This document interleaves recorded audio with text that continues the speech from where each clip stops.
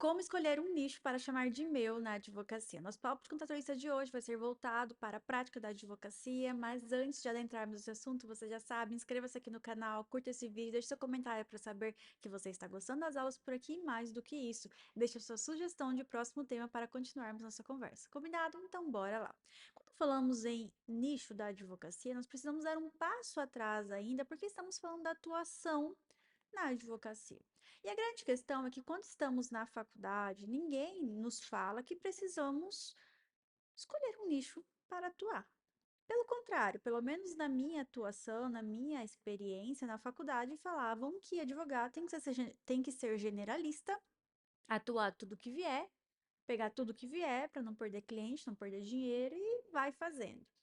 Mas na prática, nós nos deparamos que não é bem assim. Quanto mais generalista você é, pior é o seu serviço. Você não vai dar conta de atender com excelência casos totalmente distintos. Criminal, civil, trabalhista, ambiental, não faz sentido. Os procedimentos são totalmente diferentes um do outro. E aí você vai acabar deixando passar alguma coisa, seja na questão processual, seja na questão do direito. Cada um terá a sua especialidade, sua especificidade. E quem tem conhecimento disso? O especialista. Aquele que simplesmente está procurando no Google, pega um livro para entender, busca ali informações no chat GPT ou com algum amigo, enfim, não vai conseguir em pouco tempo entender da forma especializada sobre o assunto.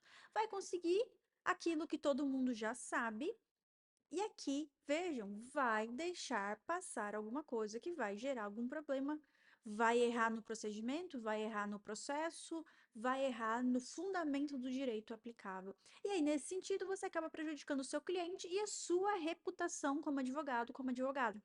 Então não adianta querer ser generalista a ponto de pegar qualquer tipo de causa e das mais diferentes possíveis, então do criminal ao civil, ambiental, ao trabalhista, enfim, matérias totalmente diferentes, previdenciário, elas não têm uma relação entre si. Os processos e procedimentos são diferentes, o direito aplicável é diferente. E uma vez que você se aventura demais, a sua reputação vai sendo prejudicada. Você pode até, obviamente, ter um escritório e aí o seu escritório ser full service, ou seja, atende todas as demandas, mas não é só você. Você tem outros profissionais, outros advogados, e cada advogado ali dentro de um setor. Aí, ok.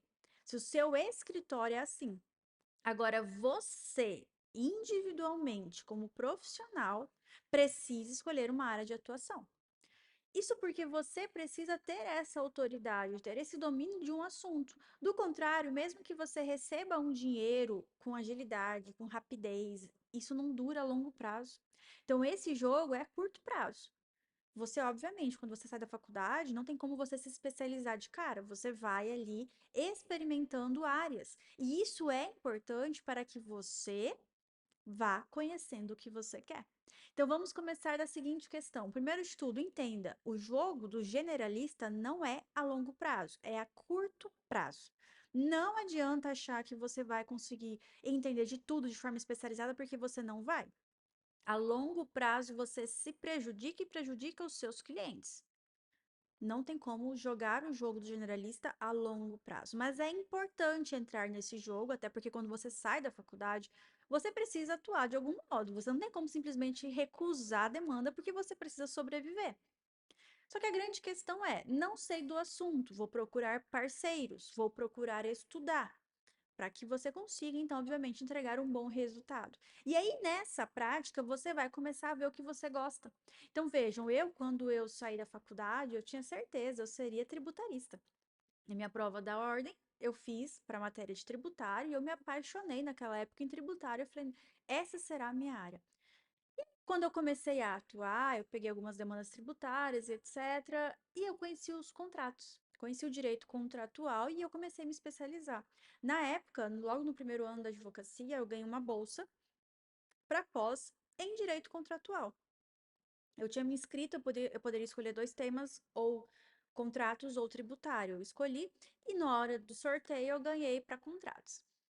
E aí, quando eu comecei a ver, eu falei, ah, ok, vou conhecer melhor do tema, até porque contratos você usa para tudo. Todo mundo precisa ter um conhecimento mínimo em contratos, todo advogado é obrigado a entender da matéria de contratos, pelo menos ali do básico ao intermediário. Então, para alguma coisa vai me servir essa especialização. E eu comecei em contratos, eu falei, opa, aqui eu não saio mais. Depois que você conhece, você não quer mais sair daquilo, porque é um ecossistema apaixonante. Só que mais do que isso, quando eu falei, ok, vou começar a atuar em contratos, mas dentro dos contratos, existe inúmeras possibilidades. Dentro dos contratos, você consegue atuar com os mais diversos setores do direito e dos negócios. Então, você pode se especializar em empresarial e dentro do empresarial ainda algum setor específico, startups, varejo, atacado, eletrônicos, enfim. E aí, durante a experiência, durante a prática, eu me apaixonei em franquias. E era algo que eu simplesmente nunca imaginei. Então vejam, primeiro de tudo, entenda, o jogo do generalista é a curto prazo. Você não consegue jogar isso há muito tempo, mas nada impede que você estruture o seu escritório para ser full service. E aqui trazendo outros advogados para atuar em cada área.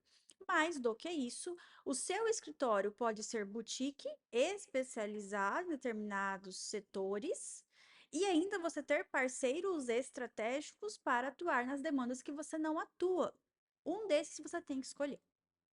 Passou disso, você não vai cair no seu colo o nicho que você vai atuar de primeira. Até porque você pode começar, não gostar e ter que trocar. Então é só a prática realmente que vai te mostrar, opa, aqui é o meu lugar. É a prática que vai te mostrar onde é o seu lugar. Que com o tempo você vai experimentando, vendo que não era aquilo que te venderam na faculdade, vendo que aquilo que a gente acredita que o direito é aplicável na prática, ele não é. E aí você vai se adaptando. Então, vejam que isso nós precisamos ter consciência até para não nos frustrarmos. Nós precisamos primeiro experimentar e ver na prática como tudo acontece. Tanto que, quando não temos experiência alguma em nada, para que você não se aventure e traga, inclusive, prejuízos aos clientes, porque você vai fazer tudo sozinho, sem nenhuma experiência, nenhum conhecimento especializado, comece em outros escritórios, com parceiros, para você ir adquirindo essa experiência, esse know-how, para só então depois você seguir de forma autônoma. É o melhor dos caminhos, por mais que não seja o brilho dos olhos, porque você vai começar com outra pessoa, mas você ganha um know-how, uma experiência, até mesmo contatos que te ajudarão depois a alavancar a sua própria advocacia. Passou disso, comece a analisar o seu próprio mercado. Então, de nada adianta eu querer atuar com o setor X se eu não tenho proximidade alguma com contatos com o ecossistema daquele setor. E aí eu preciso, então, estruturar um plano de ação para eu adentrar naquele setor. Se eu quero direito desportivo, mas na minha cidade não tenho contatos para isso, na minha cidade nem tem atuação para isso, então eu vou precisar ir para fora. Como que eu vou acessar esse pessoal de fora? Eu vou ter que mudar de cidade ou vou usar da internet para acessar essas pessoas? Se na minha cidade tem esses contatos, como eu vou me aproximar desses contatos? Qual é o investimento que eu vou precisar fazer? E aí nada impede que você primeiro comece com um setor X, com um nicho X menor, mais fácil de ser acessado. E aí quando você vai ganhando dinheiro na advocacia, então você vai para o setor que você tanto deseja.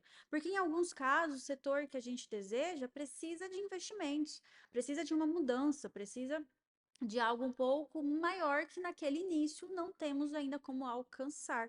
E esse plano de ação é importante para que a gente consiga visualizar a médio, curto e longo prazo o que fazer e não nos frustrarmos rapidamente, porque a advocacia precisa ser jogada a longo prazo. A curto prazo você não tem resultados duradouros. Você pode ter resultados expressivos, mas não duradouros se aquilo não tiver uma base para ser sustentada.